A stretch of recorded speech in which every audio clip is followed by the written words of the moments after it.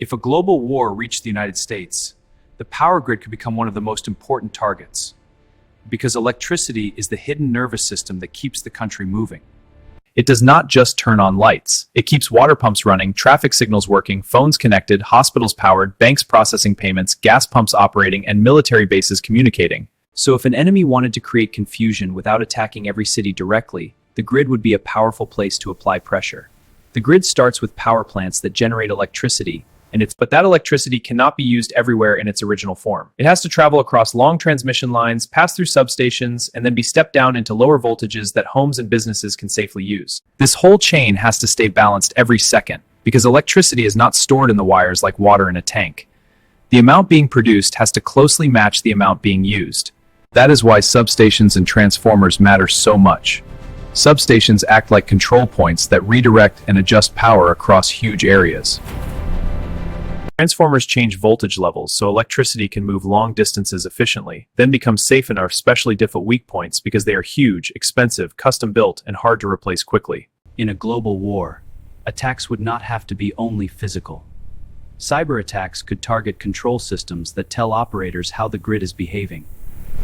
If those systems show wrong readings, delayed alarms, or false equipment status, operators may not know which lines are overloaded or which stations are stable. Physical attacks could also focus on key substations, transmission corridors, or transformer yards. When one major line or substation fails, power that was flowing through it may suddenly shift into other lines. If those lines become overloaded, protective systems trip offline to stop equipment from overheating. Then the load shifts again, causing more trips, more instability, and a possible cascading blackout. Once a blackout begins, the effects spread beyond darkness. Cell towers switch to batteries, but those batteries only last so long. When the power stops, the modern world stops moving. If you saw a US aircraft carrier from above, you might think it was just a giant runway floating on the ocean. But it is actually a moving city built for war. A carrier carries thousands of crew members, dozens of aircraft, fuel, weapons, radar systems, repair shops. It can move across the world and bring an airbase close to a crisis without needing permission to build one on land. The flight deck is the most visible part. Jets do not have a long runway, so the carrier uses powerful launch systems to throw them forward in seconds. Older systems use steam catapults, while newer ones use electromagnetic force. The jet goes from standing still to flying speed across a very short deck, while crews work only feet away in carefully timed movements. Landing is just as extreme. A jet returning to the carrier cannot slowly roll down a normal runway. It has to catch a thick arresting wire with a hook on the back of the aircraft. That wire pulls the jet to a stop in a few seconds. Below the deck is another hidden world. Aircraft are moved into hangars for repair, refueling, rearming, and inspection. Elevators lift jets between the hangar and flight deck. Fuel lines, weapons magazines, maintenance crews, and spare parts keep the air wing alive. A carrier also has to defend itself, because it is one of the most valuable targets at sea. It does not usually travel alone. It moves with escort ships, submarines, radar aircraft, and support vessels that form a protective group around it. These layers watch for missiles, drones, submarines, aircraft, and small boats. The goal is to detect threats far away, then stop them before they get close to the ship. But every layer has limits. A carrier is powerful, but it consumes huge amounts of food, parts, jet fuel, and ammunition. That is why an aircraft carrier is both powerful and invulnerable. If an American nuclear submarine disappears under the ocean, it can stay hidden for months because it is not limited like a normal ship. A surface ship needs to keep moving through open water, but a nuclear submarine can dive beneath that entire world, enter deep water, and become almost impossible to see from above.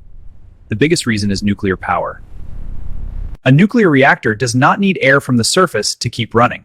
Inside the submarine, the reactor creates heat. That heat makes steam, and the steam turns turbines that power propulsion, lights, computers, sensors, and life support systems. Since the reactor can run for years without refueling, the submarine does not need to come up just to recharge or breathe like older diesel submarines. That does not mean the crew has unlimited supplies. Food, maintenance, mission orders, and human endurance still matter. But the ship itself can keep moving underwater for a very long time. Oxygen can be made by splitting seawater into hydrogen and oxygen. Carbon dioxide is removed from the air by chemical scrubbers. Seawater can be purified into drinking water, cooking water, and washing water. This turns a submarine into a sealed survival machine where the crew can live fresh air from above or normal contact with the outside world for weeks at a time. Once it is underwater, staying hidden becomes a game of silence. Underwater, sound matters more than sight. A loud pump, a vibrating pipe, a noisy propulsor, or even sudden speed changes can travel through the ocean and become a clue for enemy sonar. When they go into silent running, they slow down, reduce unnecessary movement, and avoid making patterns that could reveal where they are. The ocean helps them even more. Deep water is dark, huge, and layered by temperature and pressure. These layers can bend sonar waves, scatter echoes, or create confusing returns. Finding one submarine is not like finding one vehicle on a road. It is like searching for a quiet shadow inside a moving, as long as it stays quiet enough where it went. If World War III began, the US dollar might still be one of the strongest currencies on Earth, and even it could shake under extreme pressure. This is because money does not only depend on paper, coins, or numbers inside bank accounts. It depends on trust. The first shock would likely come from energy. If oil routes were threatened, tankers slowed down, or major producers became involved in the conflict, oil and gas prices could rise quickly. Since energy is inside almost every part of the economy, higher fuel prices can spread into shipping, food, manufacturing, airlines. When energy becomes expensive, everything that depends on energy becomes more expensive too. Markets would react before ordinary people see the full damage. Investors do not wait for every shortage to happen. They react to fear, risk, and uncertainty. Stock markets could swing sharply. At first, this might even make the dollar rise, because many people still see it as a safe place during danger. But if the war spreads, that same panic can become unstable. Countries may need more dollars to buy oil, weapons, food, and emergency supplies. Companies may scramble for credit. Banks may become careful about lending because they do not know which businesses will survive the shock. Banks are especially important because they are the pipes that move money. If cyber attacks, sanctions, market panic, or liquidity shortages hit those pipes, money may still exist, but it may not move smoothly. Trade would add another layer of pressure. During a global war, shipping lanes could become dangerous, insurance costs could rise, ports could slow down, and cargo ships could reroute. That is when trust in money gets tested. The dollar is powerful because it is used in global trade, energy markets, banking, debt, and reserves. Inside the United States, people could feel the pressure through higher prices, tighter credit, falling markets, delayed goods, and anxiety around banks or payments. The value of money can become one of the biggest battlefields. If the US faced a massive missile attack, defending against it would not be as simple as pressing on one button and creating an invisible shield. A missile defense system has to see the launch, track the object, predict. Every step has to happen quickly, because missiles do not give defenders much time. The first warning often comes from satellites. Infrared sensors can detect the intense heat from a missile launch, even before ground radar has a clear view.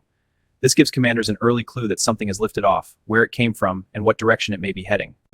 But detection is only the beginning. Then radar takes over. Ground-based and sea-based radar scan the sky, follow the missile's path, and help calculate where it might land.